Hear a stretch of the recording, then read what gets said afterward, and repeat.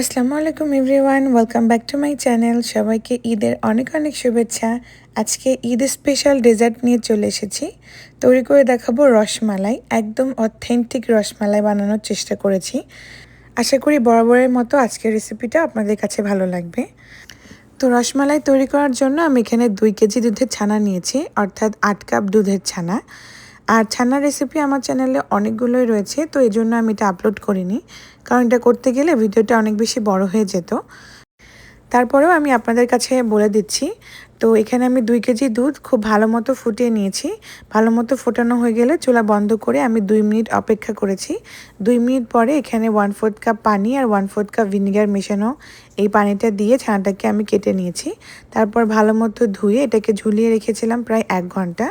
এতে করে ছানা থেকে এক্সট্রা পানিটা ঝরে যাবে, আর তখন খুব সুন্দর মতো মিষ্টিটা পারফেক্টলি হবে। যেহেতু আজকে স্পঞ্জ মিষ্টি বানাচ্ছি, তো এই জন্য এর ভিতরে আমি কোনো কিছুই অ্যাড করব না। শুধু ছানাটাকে খুব ভালো মতো মথে নিতে হবে। যদি ছানাটা পারফেক্ট হয় তাহলে আপনার মিষ্টি এমনিতেও পারফেক্ট হবে। তাই চেষ্টা করতে হবে ছানাটাকে খুব ভালো মতো এরকম স্মুথ করে মেখে নিতে। তো আমি হাতের তালুর সাহায্যে এটাকে ভালো করে মথে নিচ্ছি প্রায় 5-6 মিনিট। দেখুন ছানাটা কতটা পারফেক্ট অ্যান্ড সফট হয়েছে। তো মাখাতে মাখাতে দেখবেন ছানাটা টেবিল টপের সাথে লেগে থাকছে না, এরকম সুন্দর মতো একটা মন্ডর মতো হয়ে যাচ্ছে।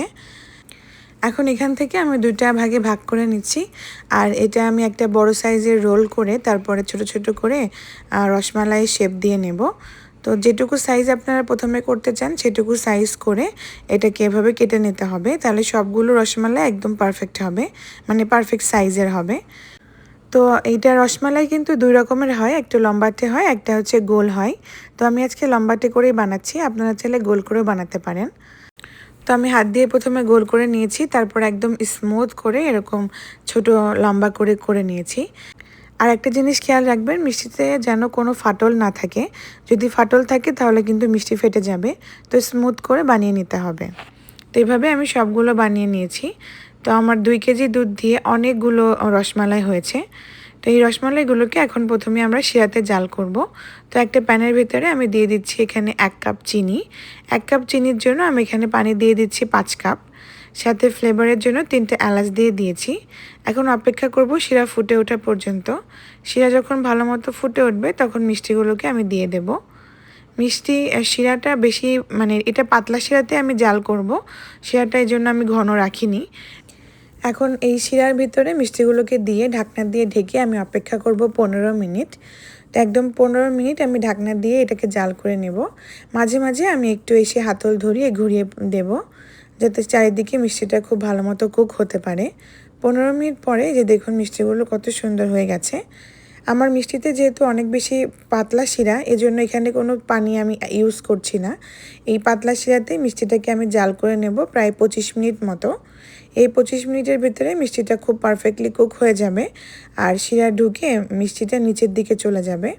আপনারা দেখলেই বুঝতে পারবেন, দেখুন কতটা সুন্দর হয়েছে, একদম ফুলে ডাবল হয়ে গেছে। তো এখন এই পর্যায়ে আমি মিষ্টিটাকে চেক করে দেখব। আমি টোটাল 25 মিনিট জাল করেছি। 25 মিনিট পরে আমি মিষ্টিটাকে চেক করে নিলাম। তো এখানে 1 গ্লাস নর্মাল টেম্পারেচারের পানির ভেতরে একটা মিষ্টি দিয়ে দিলাম। যদি মিষ্টিটা উপরের দিকে ভেসে থাকতো তাহলে মিষ্টিটাকে আরও বেশি কুক করা লাগতো। আর যেহেতু মিষ্টিটা পানির নিচে তলিয়ে গেছে, তার মানে মিষ্টিটা পারফেক্টলি হয়েছে। শিরাটা খুব ভালো মতো মিষ্টির ভেতর ঢুকে গেছে। এখন মিষ্টিটার আমাদের জাল করা শেষ, চুলাটা আমি বন্ধ করে দেব। আর এখানে 1 কাপ ফুটন্ত গরম পানি অ্যাড করে দিচ্ছি। এতে করে মিষ্টিটা একটার গায়ের সাথে একটা লেগে যাবে না, খুব ভালো মতো এটা ছাড়া ছাড়া থাকবে। এখন এই শিরার ভিতরে আমি সারা রাতের জন্য রেখে দিয়েছিলাম। সারা রাত পরে দেখুন মিষ্টিগুলো কত সুন্দর হয়েছে, একদম ফুলে ডাবল হয়েছে।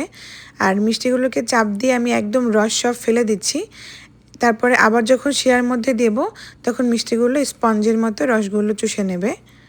তো এখন মিষ্টিগুলোকে আমি এরকম শিরা থেকে উঠিয়ে এরকম চিপে একটা স্ট্রেনারের উপর রেখে দিচ্ছি। চেষ্টা করতে হবে মিষ্টির ভিতরে যেন কোনো রস না থাকে। যদি মিষ্টির ভিতরে অনেক বেশি রস থাকে তাহলে কিন্তু রসমালাইয়ের টেস্টটা ভালো হবে না। তো মিষ্টি থেকে সম্পূর্ণ রস একদম ফেলে দিয়ে মিষ্টিটাকে আমি পানি ঝরতে দিয়েছি। তো এখন মিষ্টির মালাই তৈরি করে নেব। এর জন্য আমি একটা প্যানের ভিতরে দিয়েছি এখানে 1/4 কাপ চিনি আর 2 টেবিল চামচ পানি দিয়ে এরকম একটা ক্যারামেল করে নিয়েছি। তারপরে এখানে আমি দিয়ে দিচ্ছি 1 লিটার দুধ।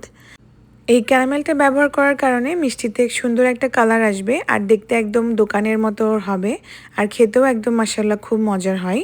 যেহেতু মিষ্টির দোকানগুলোতে রসমালাইটা জাল করা হয় অনেক বেশি ঘন দুধে আর অনেক দুধ একসাথে জাল করা হয় বলে এর কালারটা খুব সুন্দর আসে। যেহেতু আমরা মাত্র 1 লিটার দুধ দিয়েই বানাচ্ছি এজন্য পারফেক্ট কালার নিয়ে আসাটা খুবই কষ্টকর। তো এই জন্য আমি ক্যারামেলটা ব্যবহার করেছি। আপনারা যদি চান অনেক বেশি দুধ জাল করেও এটা করতে পারেন। তো এখন এই দুধের মধ্যে আমি দিয়ে দিচ্ছি 1/2 কাপ গুঁড়া দুধ। আমি অল্প একটু দুধের সাথে মিশিয়ে এখানে গুঁড়া দুধটা ব্যবহার করেছি। এতে করে শিরাটা খুব তাড়াতাড়ি ঘন হয়ে যাবে আর খেতেও খুব মজা লাগবে। ফ্লেভারের জন্য আমি 3টা এলাচ দিয়েছি। তো এখানে 1/4 কাপ মিষ্টি আমি আগে ব্যবহার করেছিলাম। পরে এখন এখানে আগের যে সুগার সিরাপটা আমাদের ছিল মিষ্টি তৈরি করার সময়, সেই শিরাটাকে আমি জাল করে 1 কাপ করে নিয়েছি। সেই শিরা থেকে আমি এখানে কিছুটা শিরা দিয়ে দিলাম। মিষ্টিটা আপনাদের পছন্দ মতো আপনারা অ্যাডজাস্ট করে নেবেন। আর আমি এরকম বাড়তি চিনি শিরাটা ফেলে না দিয়ে এভাবে ব্যবহার করে ফেলি। যদি আপনারা এটা না করতে চান তাহলে এখানে ফ্রেশ চিনিটাও ব্যবহার করতে পারেন। এখন এই মালাইটা আমি প্রায় 2-3টা বলক আসা পর্যন্ত ভালো করে জাল করে নিয়েছি। এখন এর ভিতরে আগে থেকে শিরা ঝরিয়ে রাখা মিষ্টিগুলোকে দিয়ে দিলাম। এখন এভাবেই আমি জাল করে নেব এখানে প্রায় 15 মিনিট, 10 মিনিট থেকে 15 মিনিট মতো জাল করে নিলে মিষ্টিটা হয়ে যায়। তো আমি প্রায় 10 থেকে 15 মিনিট মতো এই মিষ্টি সহ শিরাটাকে জাল করব। এতে করে খুব সুন্দর মতো শিরাটা ঘন হয়ে যাবে আর মিষ্টির ভিতরেও দুধের এই শিরাটা খুব ভালো করে ঢুকে যাবে। যদি শিরা অতিরিক্ত ঘন করে তারপরে এই মিষ্টিটা শিরার মধ্যে মেশান তাহলে কিন্তু মিষ্টির ভেতরে খুব ভালো মতো রস ঢুকবে না, তখন খেতেও ভালো লাগবে না। তাই মিষ্টিটার যে মালাইটা সেটা যদি পাতলা থাকা অবস্থাতে আপনি মিষ্টিগুলো দিয়ে অনেকক্ষণ জাল করেন তাহলে মিষ্টিটা অনেক বেশি পারফেক্ট হয়। তো এই পর্যন্ত আমি প্রায় 12 মিনিট মতো মিষ্টিটাকে আমি জাল করব। আর এই পর্যন্ত এসে যারা আমার ভিডিওটা দেখছেন আর একটা লাইক দিতে ভুলে গিয়েছেন তারা অবশ্যই একটা লাইক করবেন, কারণ আপনার একটা লাইক আমাকে অনেক বেশি উৎসাহ দেয়। তো এই তো মিষ্টি জাল করতে করতে দেখুন অনেকটা ঘন হয়ে গেছে। এখন মিষ্টিগুলোকে আমি এই শিরার মধ্যেই এই দুধের মালাইয়ের মধ্যে রেখে দেব আর ঠান্ডা হয়ে যাওয়া পর্যন্ত।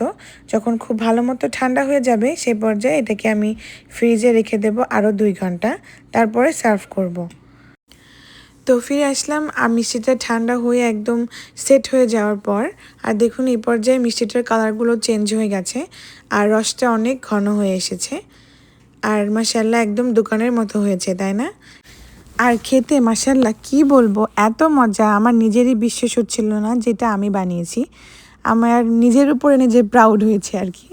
তো এই তো, তাহলে আজকের মতো এ পর্যন্তই। অবশ্যই বাসায় বানিয়ে খাবেন, দেখবেন আপনার প্রিয়জন সবাই খুব হ্যাপি হয়ে গেছে আর সবাই আপনার অনেক প্রশংসা করবে। তাহলে আজকের মতো এ পর্যন্তই, সবাই ভালো থাকবেন, টাটা, আল্লাহ হাফিজ, এগেন ঈদ মোবারক।